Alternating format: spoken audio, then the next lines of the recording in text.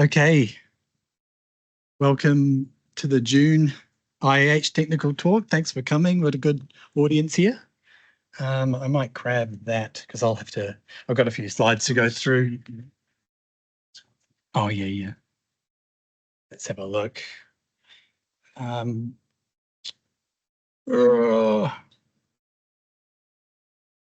Okay, here we go. So let's start with welcome to country. So we begin today by acknowledging the traditional custodians of the land on which we gather today and pay our respects to the elders past, present and emerging.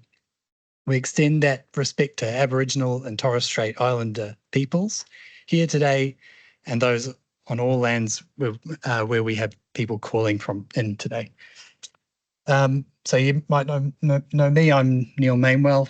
And today we've got Tomas Opazo, but I'm just going to go through a few housekeeping slides.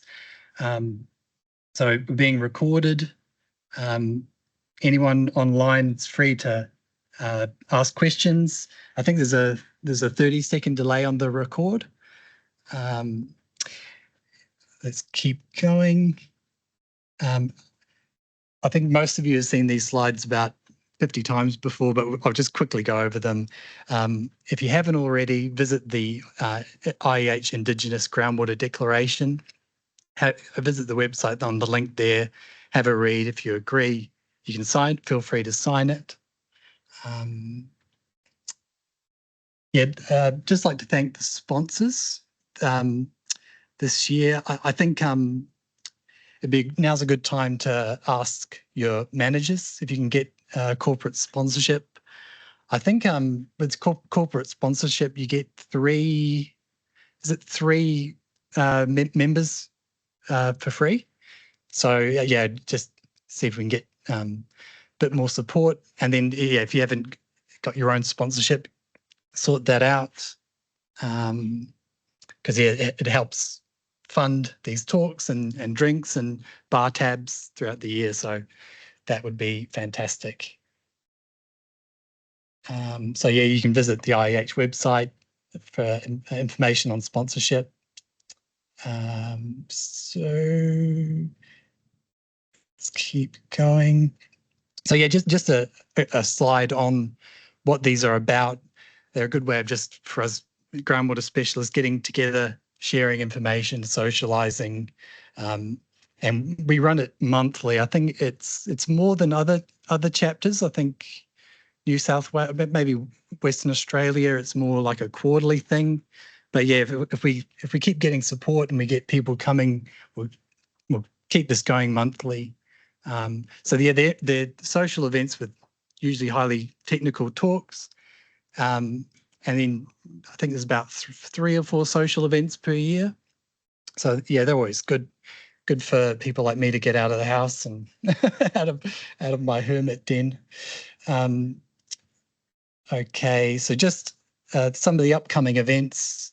So next month we've got Julie Pierce from QUT, and then August 2024 we've got Stephen Lee social event in September. Do we know the details on that yet? Okay, and then yeah, you might have to suffer through my presentation in October, my PhD work, and then Matt Becker in November. So there's plenty of talks to look forward to. You can stay connected by visiting the IH website. The LinkedIn page is pretty well moderated and updated regularly. So if you just visit there, you should get everything you need. And then there's a few links to the Early Career Hydrogeologist Network as well. So yeah, stay connected. Be great. So yeah, as I mentioned before, this is a live recorded event. So just raise your hand or ask questions and there'll be someone moderating it. And alternatively, wait until the end and you'll have an opportunity to ask a question. So today we've got Tomas Opazo presenting his talk on structurally simple, parametrically complex. Is this a good approach for decision support? So Tomas is quite an experienced groundwater modeler, hydrogeologist. He is the other he's been the other PhD student under John Doherty, like me. And so, yeah, I'm sure his talk's going to be pretty interesting. So, yeah, you work for part-time for DHI as well. And you've been originally from Chile, but you've been in Brisbane for the last 2 years? Yeah. All right. So I will end this presentation and then see if I can share the screen. Here we go. Where's the share? You can see me fumbling around. Okay. Let's share. And it's that one. There we go. All right. And then hopefully that's all going to work. I'll pass you on to Thomas. Thank you very much. That is. All right. Good afternoon or good night. Well, Neil already gave an introduction. Just a little bit about my background. I started as a junior hydrogeologist doing field work. And then I got into more like a conceptual model, hydrogeological conceptual model development. Generally around projects for mines, like for water supply, and then problems with water issues with mine operations, such as with the tailing deposits and waste dams, and so on. And then after I did my master's, I got into groundwater modeling, and I realized at that time, groundwater modeling or the calibration was that with this trial and error approach, and I was like, how is this so subjective? Like moving around the parameters manually, and so then I learned about all these techniques of parameter estimation, model inversion, and I took the best course 10 years ago with John Doherty in San Francisco, California, and then I started to get into more detail into groundwater modeling. What does it mean? Predictions, uncertainty of predictions, specifically for decision support. So that's where I'm now. I got this opportunity from John to do a PhD, and it's funded by BHP and Rio Tinto through this group called the GMDSI. And I'm a former student from Flinders University, but I'm currently living here in Brisbane. So I'm going to present a topic related to my latest research. My latest interests are related to model complexity. So I'm trying to find ways of using simple models that at the same time are usable, that minimize bias, maximize the quantification of predicted uncertainty. And I think that's kind of quite of a challenge because there's no existing way of calculating bias without having to run a lot of models. So my first step was to try to identify where is the bias coming from, how all these predictions get shifted from what is the most expected prediction if we knew reality, and then how does that affect predictive uncertainty as well. So what I'm going to present today is just an example, a synthetic example, where I've done a comparison between a complex model, which I assume it is reality, and a simple model with different parameterization strategies. And the results of that open a lot of discussions or continue the discussions that were originally presented by Doherty and Christensen in 2011. Related to how complex a model should be, how can we minimize bias, how can we maximize predictive uncertainty, how if it makes sense to have a simple model, and maybe simplifying a lot of complicated processes, but then in terms of not having those processes, including a lot of parameters. with the hope that those parameters will in some way be usable to assimilate observations of the system and be able to reduce predictive uncertainty. Now let's see if it works. All right. So one of the other motivations that I have in my PhD is that up to date, I've been done a lot of not a lot, but a couple of synthetic cases that are not related to anything that I've done in the past in my actual work. And so this time I wanted to do something more related to mining hydrogeology, from what I have more experience. My experience mainly related to developing groundwater models to quantify groundwater inflows to pits, and also to quantify pore pressures for us to develop inputs for slope stability analysis, and also to develop either dewatering strategies or depressurization strategies to lower pore pressures. And so then the geomechanical analysis can reduce increase the safety factors. So generally, in these cases of open pits, we have groundwater inflows, and the groundwater inflows are very generally surprise us when we do predictions before doing an excavation. There might be an underestimation of the flows, but then when the mine start operations, generally there are surprises. Either the water is flowing through one main fracture zone, or is flowing through like a more fracture area in the shallow part of the rock, or whatever that we haven't thought about it.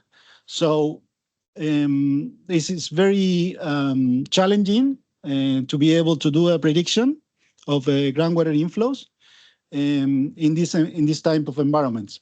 And one of the important aspects I found here locally in Australia is that there are several well-known areas where dewatering for open pit operations it's very common. And one of the 4 areas is the Pilbara region here in Australia.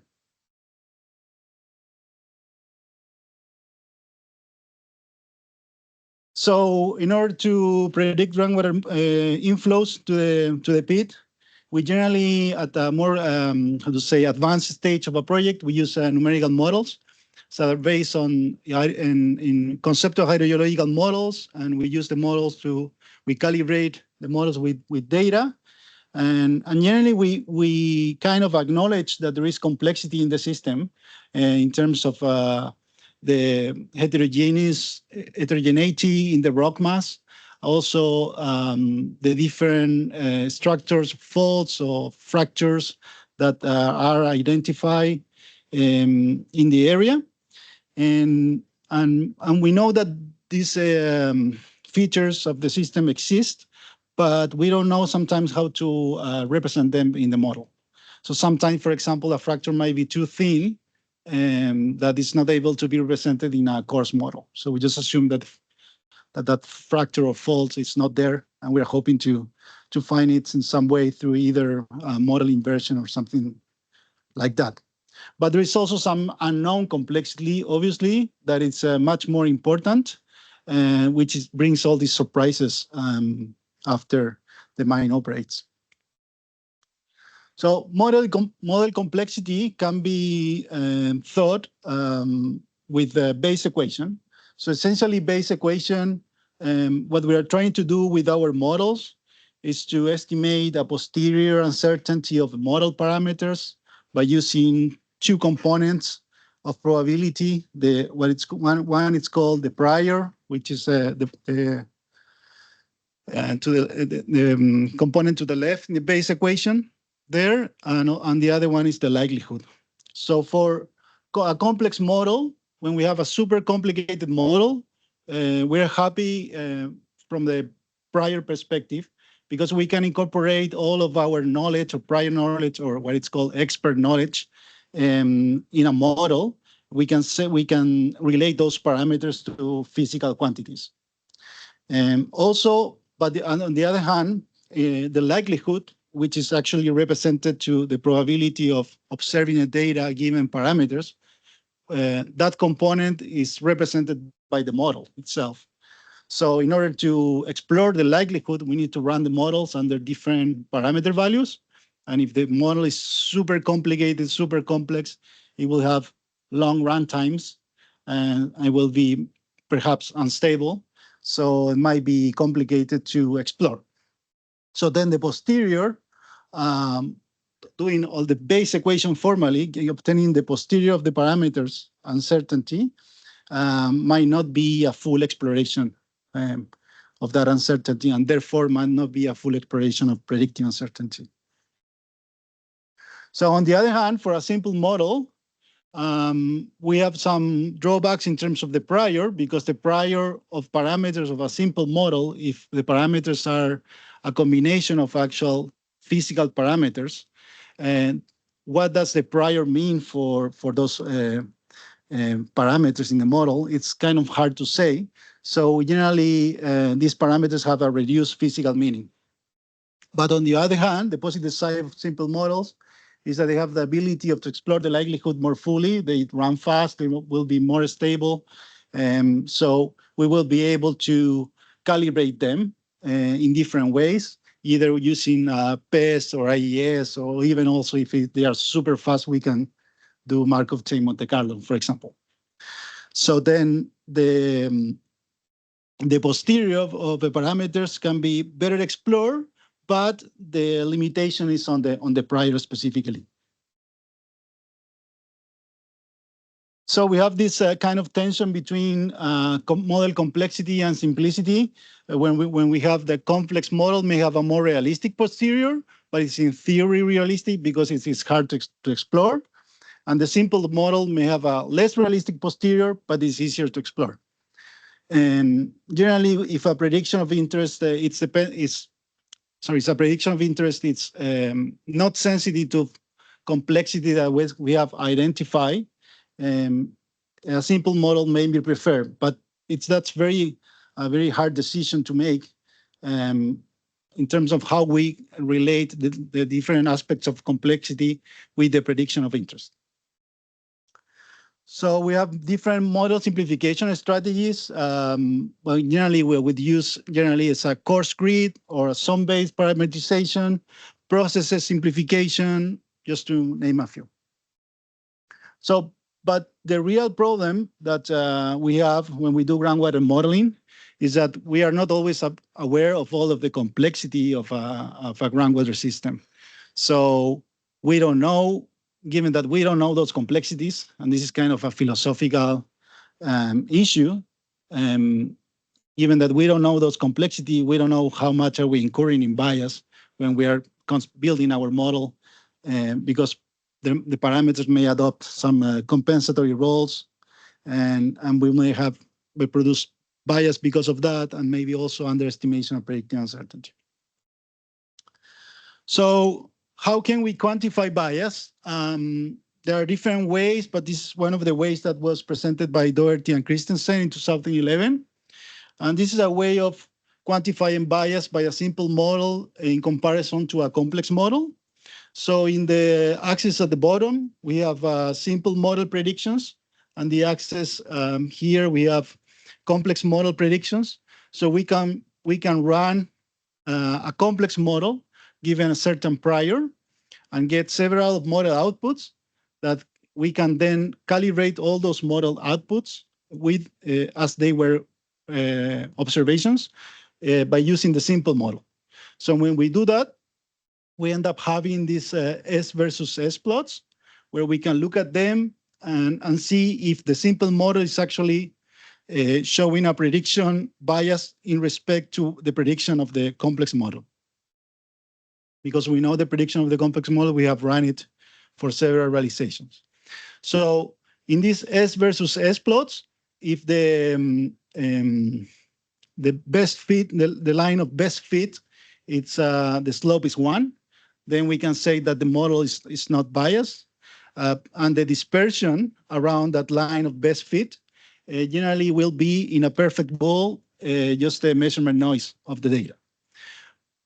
But the reality is that the simple model in general, they are biased. So by trying to adjust the observations that are coming from the complex model, the simple model adapts, the parameters of the simple model adapt compensatory roles, and then the prediction gets shifted. So for example, in some cases, we might get for a prediction, which is if it is flows, if it is a high flow, then we may get a low flow in the prediction of the simple model. So that means that we'll get a, sorry. That means we will get a change of the slope, and it might be a slope less than 1 or greater than 1. And there is a whole mathematical interpretation of if the slope is greater than 1 or less than 1 that I won't go into detail now. But this is a way of exploring the bias with the complex versus simple model comparison. So this is just a synthetic example that I built. I imagine based on the hydrogeological background from my experience. So this is just an open pit excavation that has 3 main different units. This is rock. So we have an ore or a rock, that mineralized rock, then a host rock. And on top of that, we have an overburden, which has all the flows coming into the slope. So groundwater flows goes from that area, and it might go through the rock mass, but it also might go through the faults that you see here. And the faults generally also, in some cases, they have what is called a damage zone. It might be a damage zone, also a nucleus. So we can see in some cases that the faults might have anisotropy, so it might be more permeable in one direction than in other direction. So this is the model, and this is a very refined representation of the system that allow us to actually put all these faults in the model. So the model is a Modflow USG. The complex model is a 2D model with 200 layers and 250 columns. So this is a 500 southend, 2 meters thick cells. So it's a very detailed model. It runs, this is a 2D model, but this is a synthetic case that allows us to say, well, this is a long runtime. It's not actually a long runtime, it's 8 minutes. But compared to the simple model, which is 2 seconds, it's a huge difference. So this model has all these geological units and horizontal and inclined faults.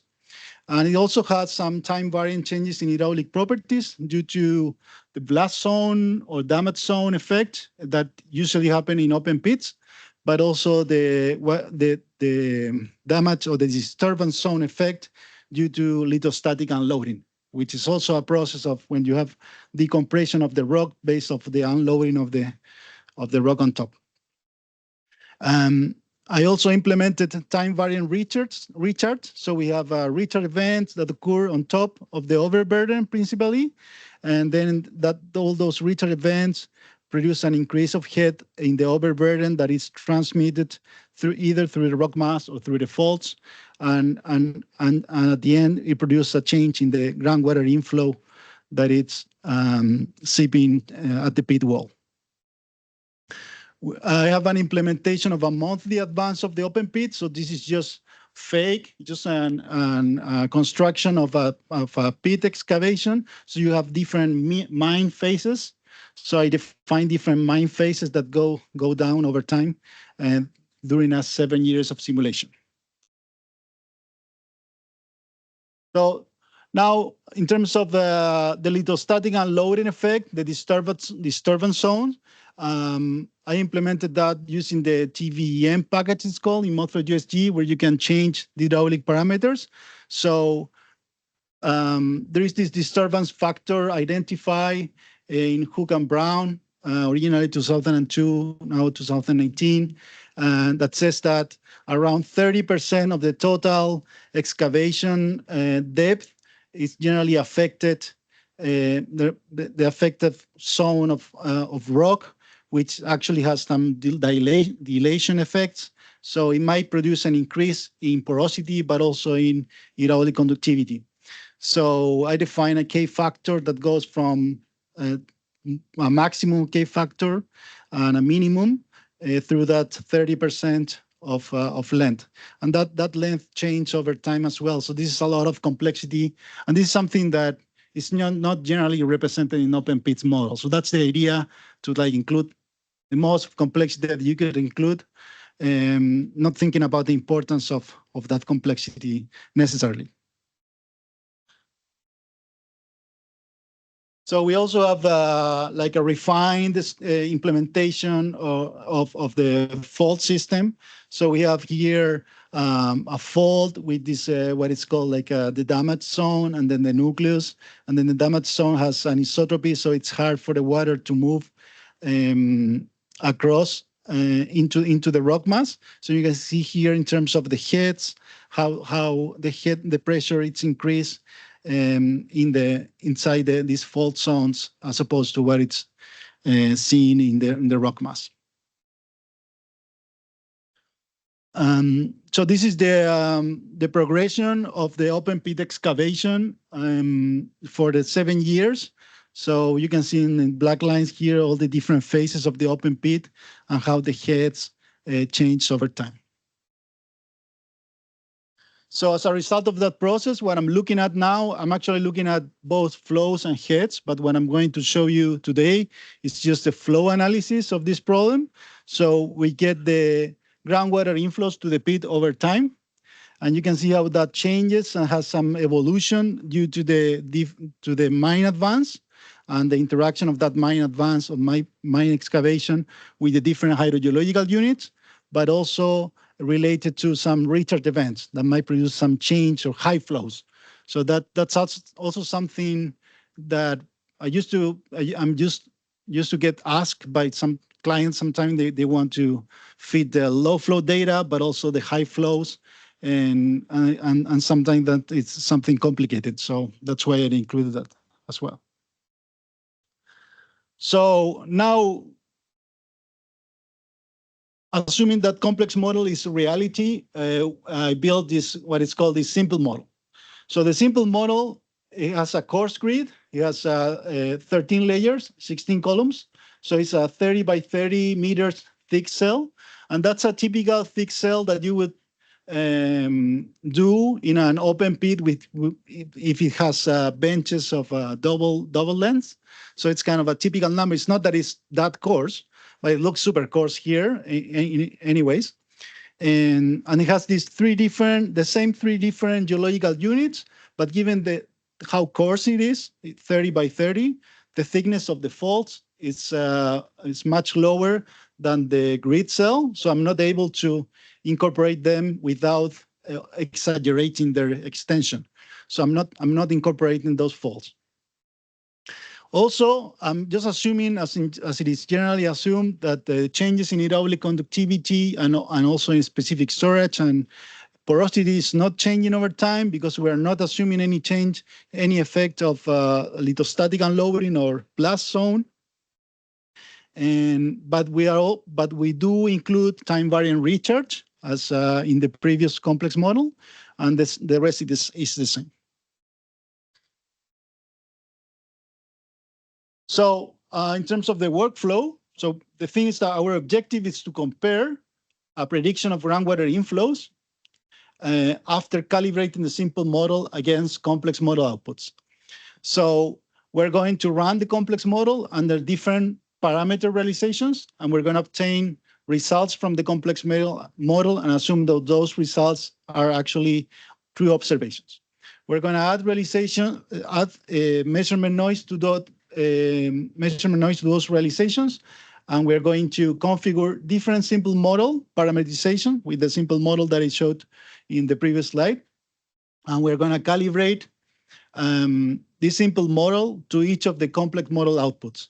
So this is a very cumbersome task. It's very time-consuming task, because you will have to calibrate for each of the complex model realization one simple model, and you could do that either through PEST or through IES or whatever. I did it through PEST HP in this case.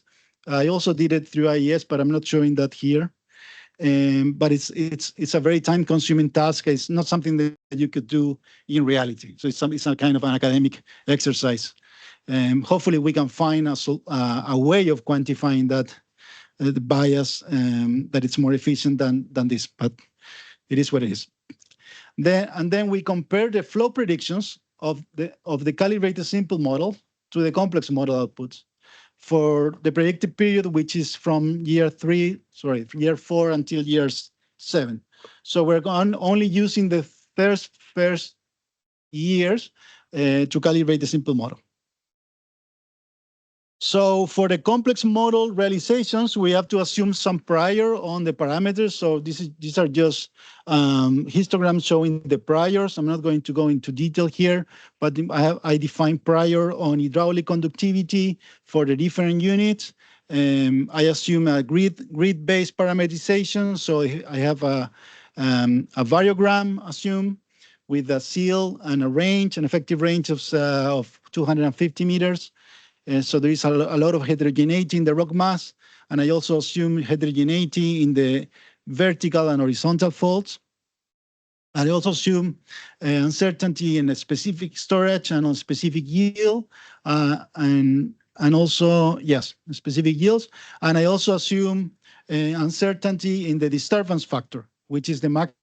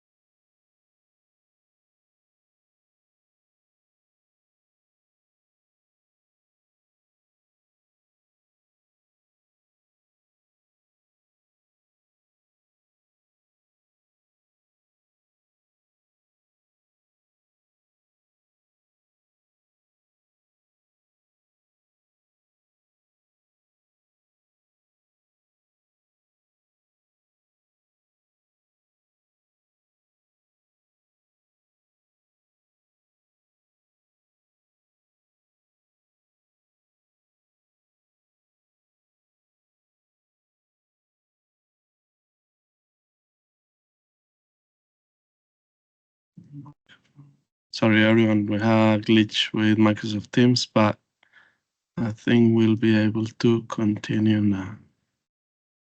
Yeah.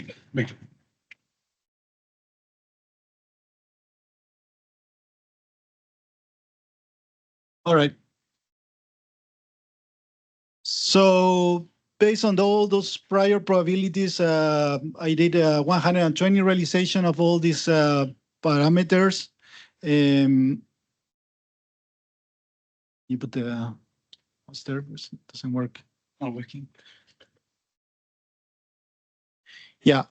So based on those 120 realization of parameters, we obtained different groundwater inflows to the pit.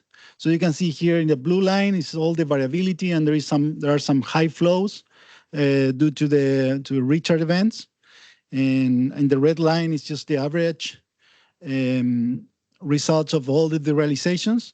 So you can see there is some variability. That's the idea, to find some hopefully high variability. And so you can see in some of the prediction, for example, at year 5, flows goes from 2 to 6 cubic meters per day. This is just a 2D section, but if you think about like in 3D, and if you think that might be representing pit sector in the pit, that is a huge variability in flows. If we, what's wrong? Sorry. It's working? Okay. I think just keep going. All right. So then the results of the model, I have a lot of results, result from the first 3 years, which is the calibration period, and also for the predictive period. But I did a selection of points here. As you can see, the black points are the times that I selected. So I have 15 observations for the calibration period, and then around 40 or more predictions. So these observations that varies depending on the different realization, I use them to calibrate each of the simple models. So we have to go through calibration of the simple model 120 times. So that's a lot of work, but luckily the simple model runs very fast, so we can calibrate the model each model quickly. Next one, please.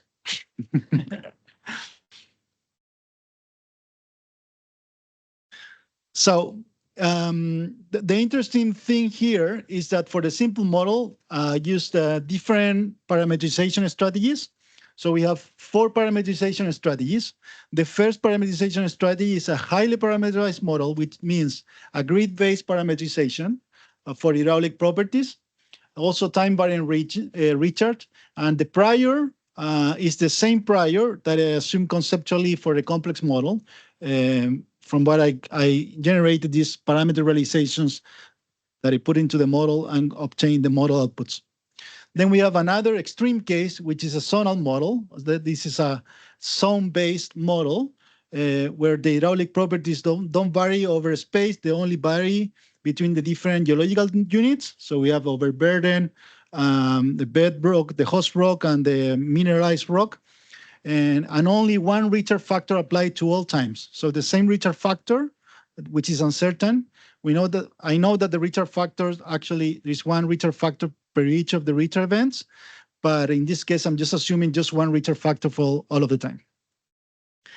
Then additionally, we have the case number 3, which is the same as number 1. It's a highly parameterized model, but I'm going to assume a poorer fit. So I'm just assuming that the measurement noise is greater than the actual measurement noise. And in this case, I allowed the calibration to have five times more residual than my first case. And then the fourth parametrization strategy is the same as number 2, which is zone-based. But then I added also variable recharge, which means that I allowed recharge to have one recharge factor per each of the recharge events, and that can be changed through the calibration process. So now onto the results. So sometimes it might be confusing and hard to understand. That's why I'm going to go a little bit slow here. So first, you can see this is the S versus S plot of predictions, but also model outputs from the calibration periods. So the red points are model outputs from the calibration periods, and I plot them there just to show that the model is well calibrated. So you can see that there is a good match of what is observed from the complex model output and what is simulated by the simple model once being calibrated. So this is a good fit.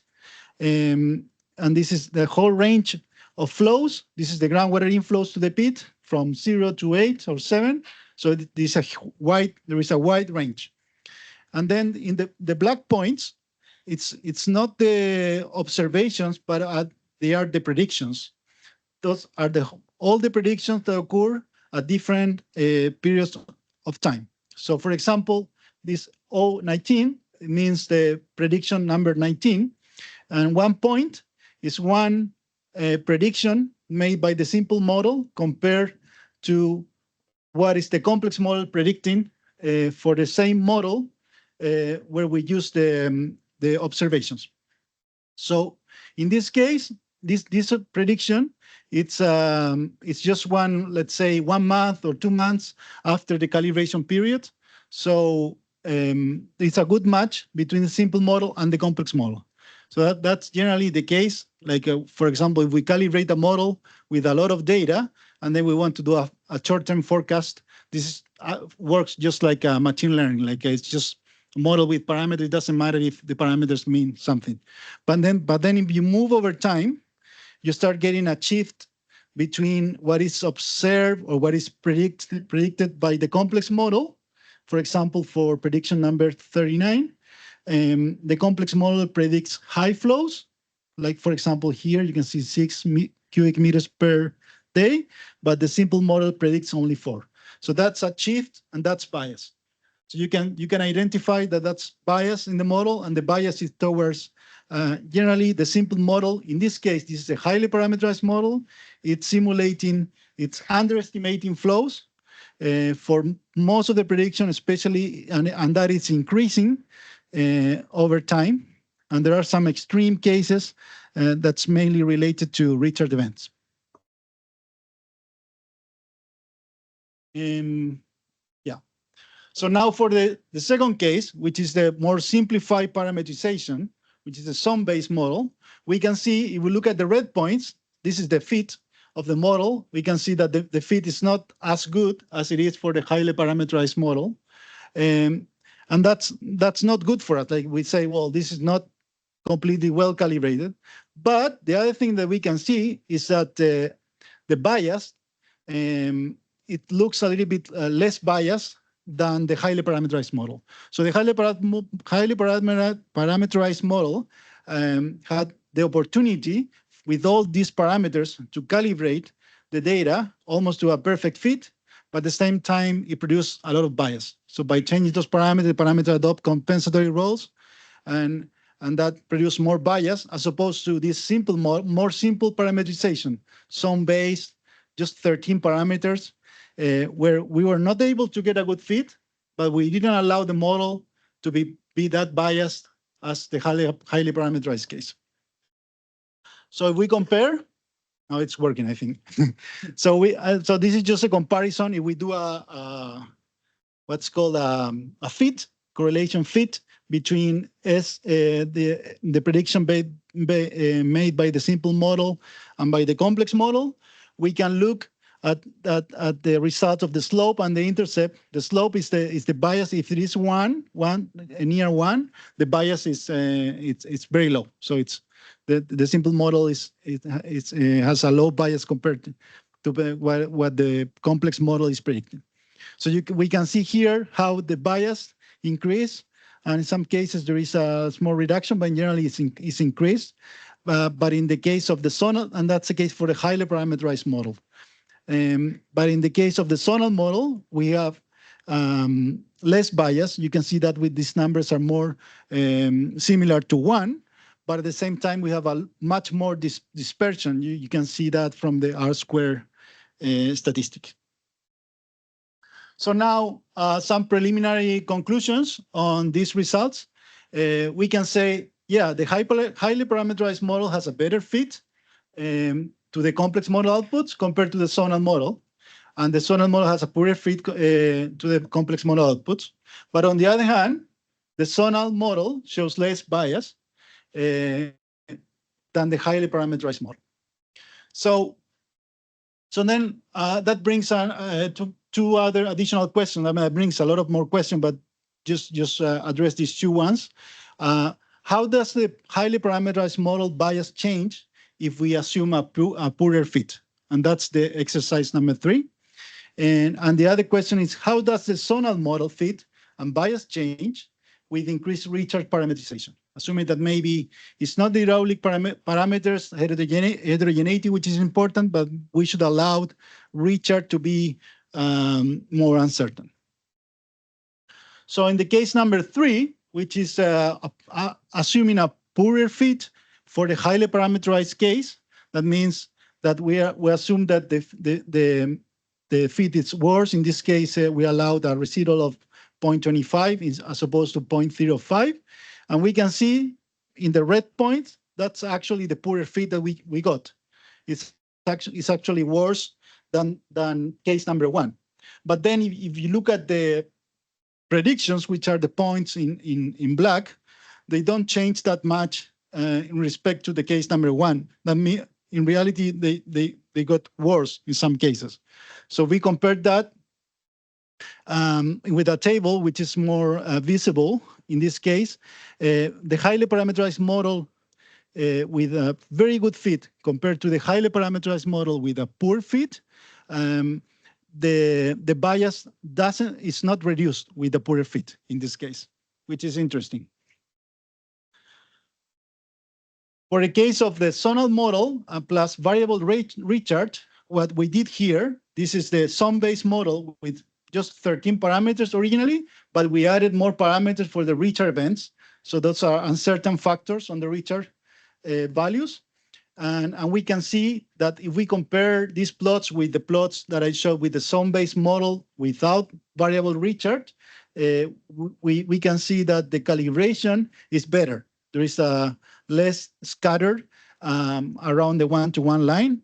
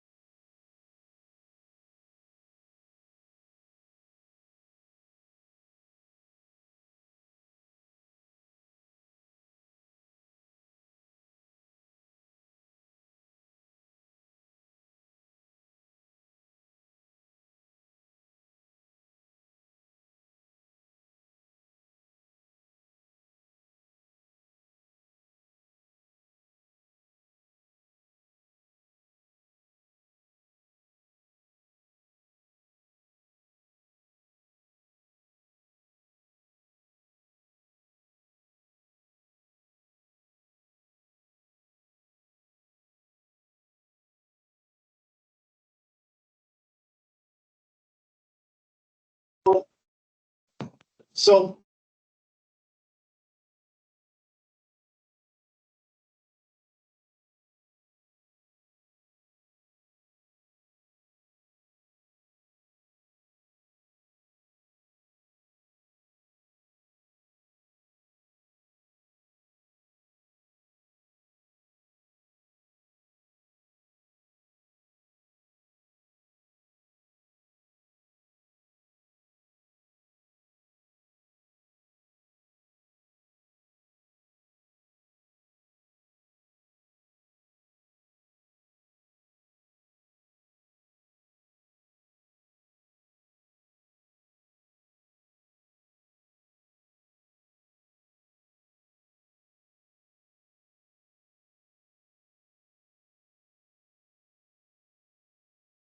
time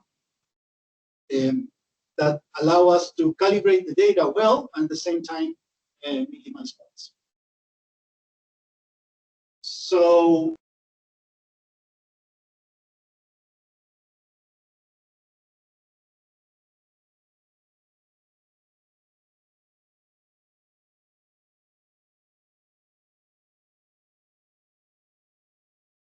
models, but there is more like a tendency of looking at these results and saying, well, maybe we don't have to calibrate models because by doing that, we're incurring bias all the time. So that brings us to the last chance of using models, and that is by doing a stochastic simulation of a complex model that will take a lot of time to run, and maybe use some other strategy that it's outside the parameter space, but it's in data space, which might be, for example, data space image. So that's all for my presentation. Thank you very much.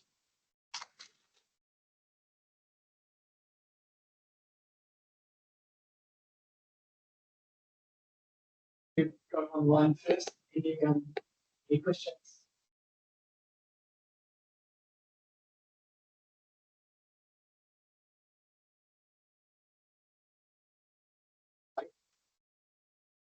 James said so more parameters in bias.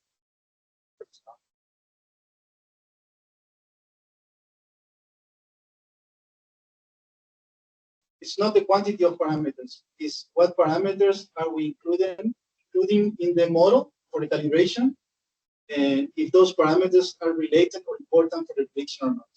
So in this case, this is groundwater inflows to a pit. Is heterogeneity in the rock mass important for the overall groundwater predictions? Groundwater inflows to the pit? I don't think so. It's more important the bulk parameters. But this is important.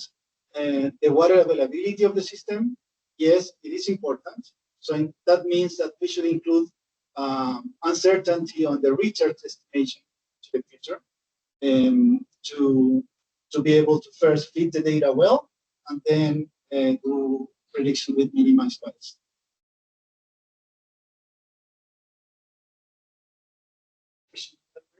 Oh, yeah, James. To the room. The simple one. Thomas, is this published? Have you published this research, and what are you planning to publish any papers and stuff? Well, I've tried to publish my previous work, and it's been complicated. So at the moment, no, my plan is to finish my thesis, my PhD thesis, and then once that's finished, I will spend some time trying to do application. Yeah, but it's not. I'm not planning to do it right now.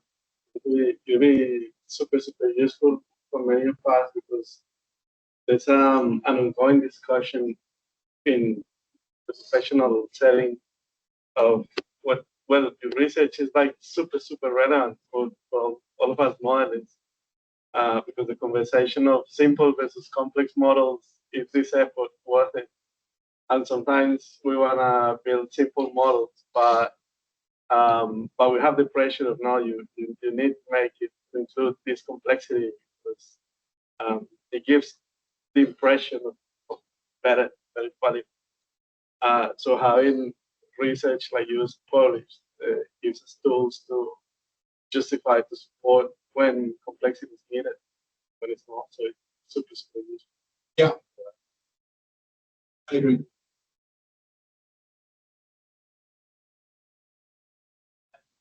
Got a quick question. So you're planning on applying DSI? Well, I already did. The thing is that when you have a simple model, you will end up having residuals which might be greater than measurement noise. And so on the discussion with John, like, is there a structure in those residuals that maybe that structure can be corrected for the calibration period, that can be correlated with corrections in predictions. So essentially, what I've done so far, and it has worked, but it's I don't feel like it's like a super tool because I always think about like applied science, something that can be useful in the industry. I don't think this is useful because we will still need to calibrate all these simple models against complex model outputs to get the residuals. So once you do that, you get the residuals and you will see some kind of correlations of the residuals of the past with the residuals of the future. And that correlation can be built with DSI. And then if you have that, then you can get observations and condition those correlations with the observations. Then do a correction of your predictions based on those residuals. Yeah, so I've done that and I've seen that it works. Actually, like for example, you have in simple terms, you have a simple model and a complex model, and when you calibrate the simple model against, say, 10 or 20 complex model output, you will get a residual set for each of these calibrations. And then based on those residuals, you can do a correction of the simple model and to act as if it were the complex model. But you would still need to have the complex model to be able to realize or verify that. So my initial motivation was that to think of a potential case of like in reality, you're in the consultant business and say, I have this very complex model. It takes a lot of time to run. I don't want to use it, but I still have it at hand. It's already built. It has all these faults, structures, and maybe electrostatic loading, whatever. So what I will do is I will run this model, I don't know, 100 times parallel using whatever computational resources I have at hand, and then I will use these results to help learn about how to correct the predictions using a simple model that runs much faster. That's kind of what I was hoping for, and I'm still not there. But yeah, data space inversion may help. Any other questions? Hoping to use these models for mind longer purposes. So comment on the time frame of their simulation, 7 years. Then consider longer time frame, capture potential climate variability. That could be another bias to your. Yeah, sure. Then the thing is that like also for the research, like you have to think about what is the prediction that we're going to be testing, and what are the elements that may be of relevance to that prediction. So for long-term predictions, like 100-year recovery of the system, there might be some other elements that might be more relevant than the heterogeneity, the rock. It might be only the inputs of the variability in the future. It might be only richer. I don't know. And so I don't feel like control on that setup to use it as my synthetic lab in this case. So that's why I define like a short-term prediction, because even with short-term, we can see all the uncertainty that exists.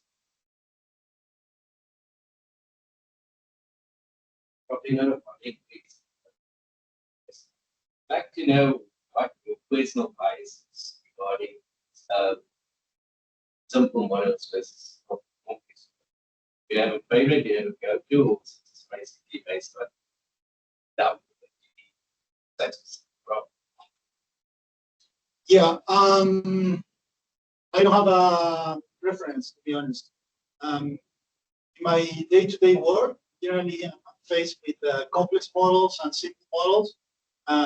For example, right now I'm working on a project that we are building like 20 2D models for bit slope input, for pressure input as bit slope stability,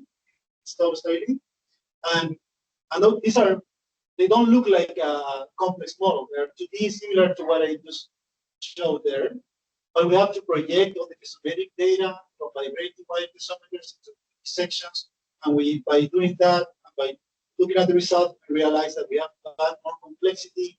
And we realize, just to give an example, you have two zones, for example, in this case, it's a limestone in contact with an intrusive.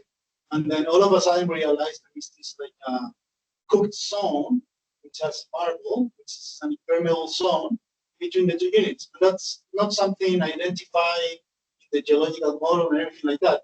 So we have to add that level of complexity in order to calibrate the data and make sense.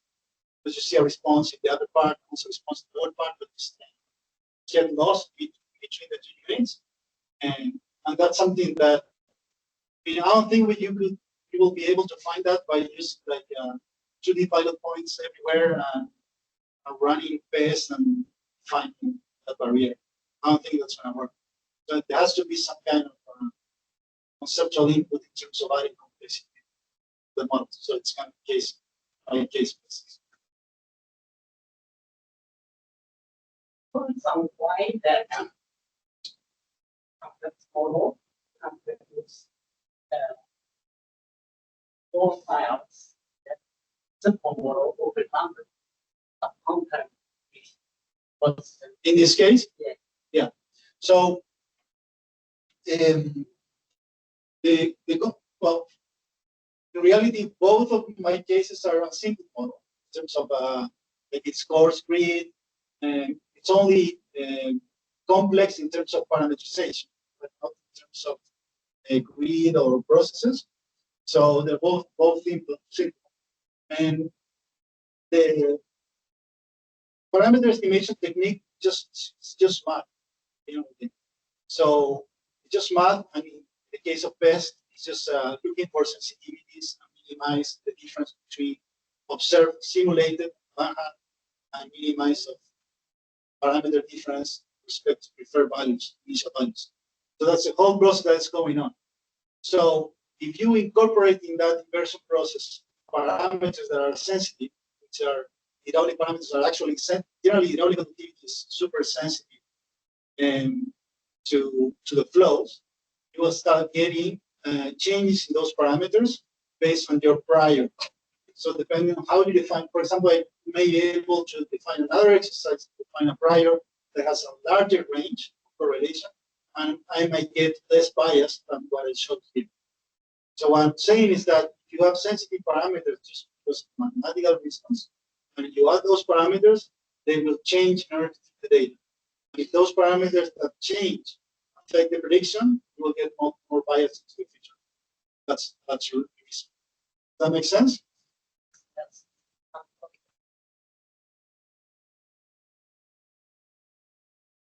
Yeah.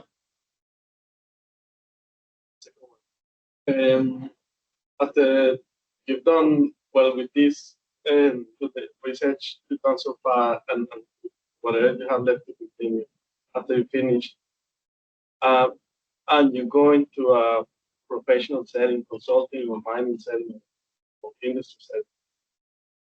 Do you think you will be able to confidently say in a say for a mine or a mine pit or whatnot, I can build here a really simple model, and I'm confident that I can get good predictions or good enough predictions because I have this experience and I believe the predictions should be good enough.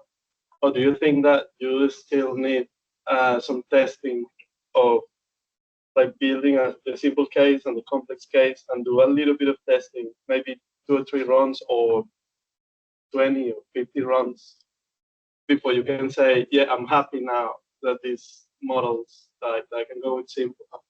And thinking that building 2 separate models always takes a little bit of, we're not quite there, we can build them like that.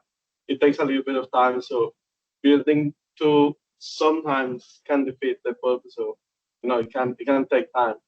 So do you think you'd be able in the future to say, yeah, I know it looks like a complex mine, but I'll make a simple model and this will give predictions good enough?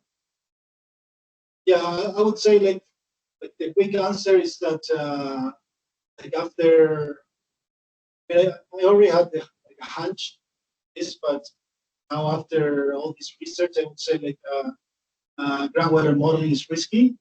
Like whenever you do groundwater modeling, it's like parameters start adopting compensatory role moving here and there. If you do it through like a mathematical approach, and not trial and error, because trial and error has a positive side, I would say. Like you don't allow the parameters to move. Like no, this doesn't make sense. You keep the parameter there, fix it, and I've never do that anymore. But I can see the value of it. Like you're kind of attached to the concept in some way. And so I would say, like, you never know how complex the model should be, but you should test like hypotheses, like say, well, what prediction am I making? Like, for example, in these open pit cases, generally the clients want a model that does predictions of groundwater inflows a bit, but also pore pressures. So I have another case with the same example, shows that you will get bias all the time. So you should decide, are you going to get bias on groundwater inflows or in heads? So, but you cannot get a model that solves everything with minimized bias. So it's very important to see what the prediction is going to be specifically. Like I'm talking real terms, like this is a groundwater inflow to a bit. Do I need all this detail? And what are the most key factors? I think these are the key factors, and go with that. And yeah, I don't have any answer.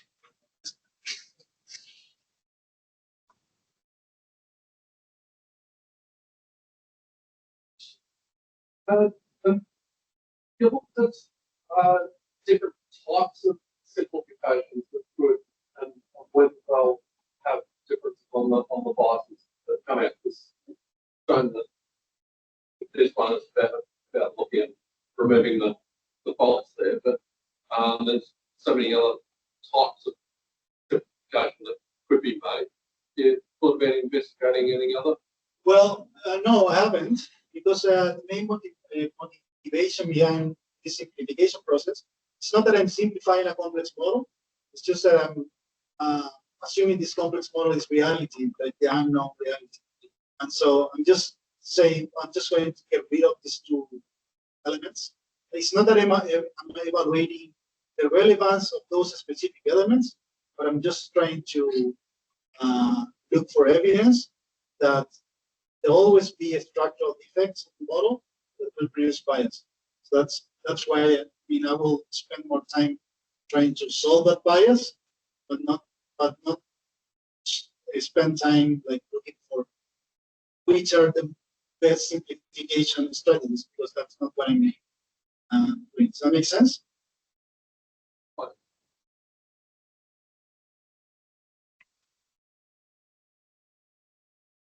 Those got any more questions, might be able to ask Thomas himself after the presentation. But yeah, I might give Thomas a round of applause.